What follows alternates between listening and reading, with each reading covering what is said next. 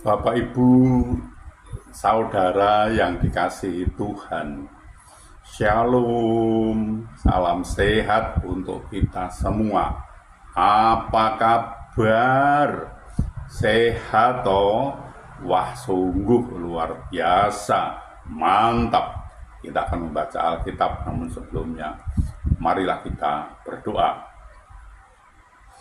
Bapa, kami mengucap syukur dan terima kasih atas anugerah dan cinta kasih Bapa yang kami rasakan pada saat ini sungguh luar biasa Bapa. Terima kasih Bapa. Kami akan membaca Alkitab. Berilah kami daya ingat yang baik dan berilah kami pengertian agar kami bisa mengerti dan bisa memahami apa yang Tuhan kehendaki. Kami bisa melakukan dan juga bisa memberitakan. Dalam nama Tuhan Yesus kami berdoa. Amin. Bacaan Alkitab dari Nehemia pasal 1 ayat 3-4.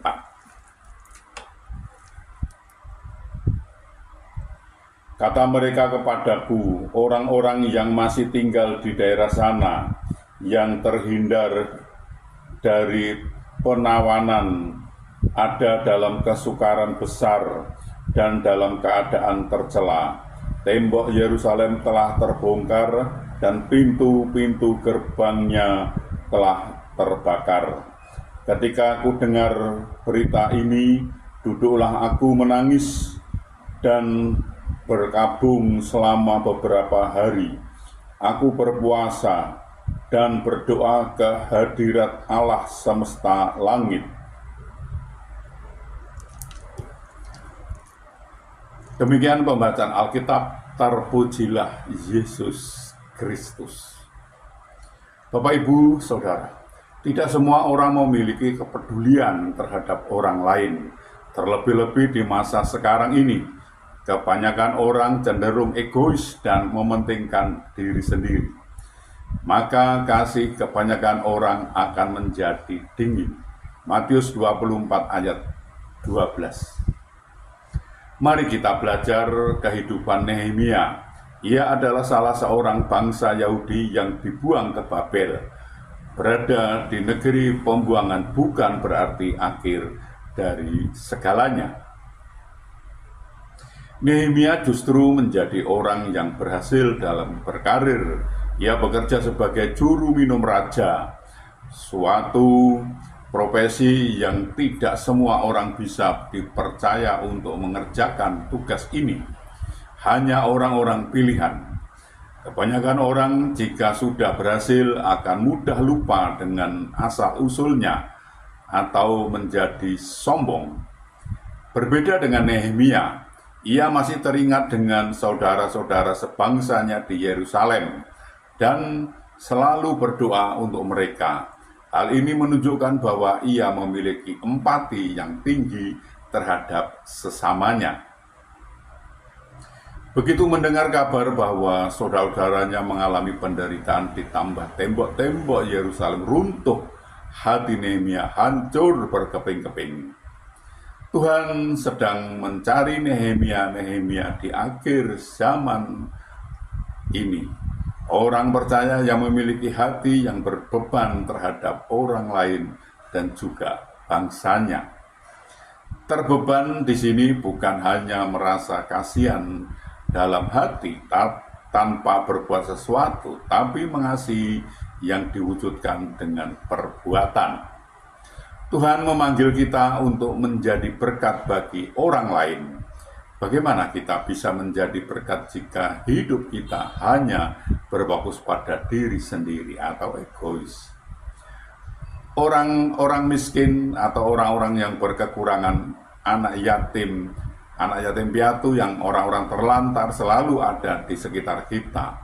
Mereka menunggu uluran tangan kita. Tidakkah kita tergerak untuk menolong mereka? Firman-Nya, bertolong-tolonglah menanggung bebanmu. Galatia pasal 6 ayat 2a. Tuhan menolong dan memberkati kita. Amin. Mari kita berdoa. Bapa, kami mengucap syukur dan terima kasih atas kesempatan yang Tuhan berikan kepada kami untuk belajar tentang firman Tuhan. Berilah kami daya ingat yang baik dan berilah kami pengertian agar kami bisa mengerti dan bisa memahami apa yang Tuhan kehendaki. Kami bisa melakukan dan juga bisa memberitakan dan juga bisa menyimpan dalam hati pikiran kami. Bapak, kami juga berdoa untuk saudara-saudara kami, sahabat-sahabat kami yang saat ini sedang sakit, sedang ada kelemahan tubuhnya, mereka tidak bisa berbuat banyak karena sakit. Kami mohon belas kasih Bapak, tolonglah Bapak, sembuhkan mereka, pulihkan mereka sehingga mereka bisa beraktivitas kembali. Bapak, kami juga berdoa untuk saudara-saudara kami, sahabat-sahabat kami yang saat ini belum bisa memenuhi kebutuhan keluarganya dengan baik.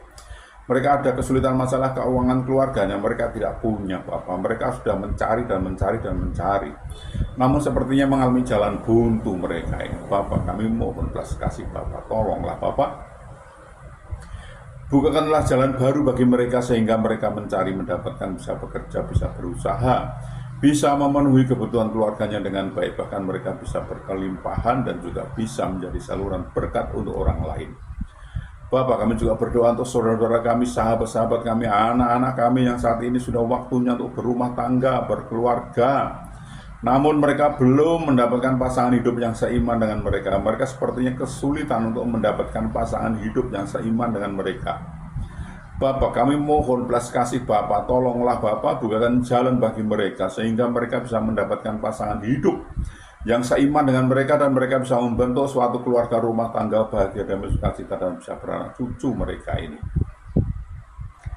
Bapak, kami juga berdoa untuk bangsa kami, bangsa Indonesia. Berilah damai sukacita, damai sejahtera pada bangsa ini. Dan berilah bangsa ini agar mau mengenal Engkau lebih lagi dan bangsa ini mau belajar tentang firman Tuhan sehingga bangsa ini tidak gagal paham Bapak.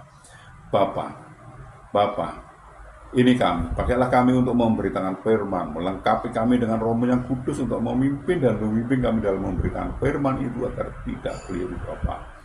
Ampunilah segala dosa dan salah kami sehingga kami layak untuk memohon pertolongan Bapak.